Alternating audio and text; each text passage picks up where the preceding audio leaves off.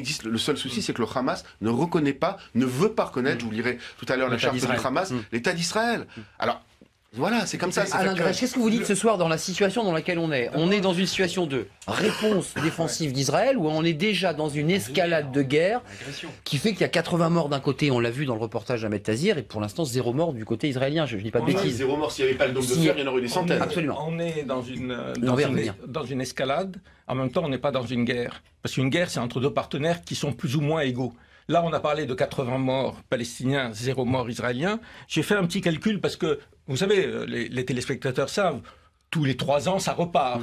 Novembre 2012, la dernière intervention. Et puis 2008. J'ai fait un petit calcul. Entre 2004 et 2013, sur 10 ans, autour de Gaza, il y a eu, du côté palestinien, 7766 morts, et du côté israélien, 28. Ce qui veut dire 1 mort israélien pour 277 morts palestiniens. Ça veut dire concrètement que ce n'est pas une guerre, ou c'est du tir au pigeon. C'est-à-dire, bon, l'autre effet, c'est l'idée que Gaza n'est pas occupé. Mais c'est absolument faux.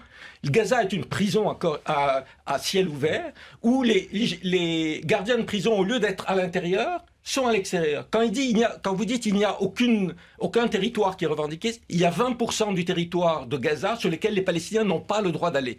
Les pêcheurs palestiniens n'ont pas le droit d'aller au-delà de 2 miles pour pêcher. Donc il y a tout ça qui fait que la réalité, c'est que pourquoi ça continue et pourquoi, même si on va avoir finalement une forme d'accord, mais pourquoi ça va reprendre? Parce qu'on a un pays qui est occupé. On a la Palestine qui est occupée depuis 45 ans. Il n'y a pas d'occupation aussi longue dans la période contemporaine. Donc cette occupation, il faut effectivement la mettre. Et la seule solution, c'est effectivement qu'il y ait un État palestinien qu'Israël refuse absolument. Donc là, on est dans un propos très inversé, parce que vous nous dites que le Hamas ne veut pas reconnaître l'État israélien, mais là j'entends un interlocuteur qui dit finalement il y a aussi une incompréhension et une volonté de ne pas... la charte du Hamas. Il n'y a pas de solution à la question palestinienne, et ce n'est qu'à travers le djihad. Mais voilà, mais ils le disent noir sur blanc.